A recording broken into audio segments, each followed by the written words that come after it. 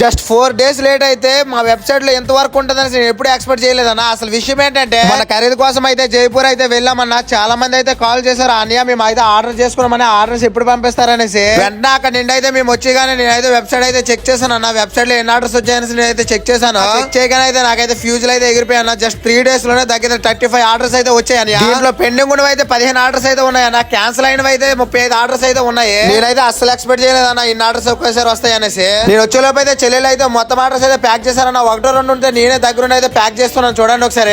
ఇంతకు ముందు చాలా మందికి అయితే ఒక వీడియోలో చెప్పాను, ఆఫర్ కాంబోస్ అయితే 100% అయితే చేంజ్ అయితే అవుతాయి అని. షర్ట్ బదులు టీ షర్ట్ రావచ్చు, టీ షర్ట్ బదులు షర్ట్ అయితే రావచ్చు అని. సో రిక్వెస్ట్ అన్న, ఆర్డర్ చేసుకునే ముందు అయితే కొంచెం ఆలోచించండి అన్న. ఎందుకంటే టీ షర్ట్స్ లేనప్పుడు అయితే షర్ట్లు అయితే వేస్తామన్నా, షర్ట్ లేనప్పుడు అయితే స్వెట్ టీ షర్ట్స్ అయితే వేస్తాము. ఈ రెండిట్లో ఏదైనా బాగున్న వస్తువు అయితే మేము పంపిస్తామన్నా, లేకపోతే లేట్ అయితే చేస్తాము. ప్లీజ్ అర్థం చేసుకోండి అందరూ. ఆర్డర్స్ అయితే కౌంటర్ పైన అయితే పెడుతున్నామన్నా. ఈ లోపు అయితే మా దగ్గర నుండి ఆర్డర్స్ తీసుకున్న వాళ్ళకి అయితే ఫోన్ చేసాము.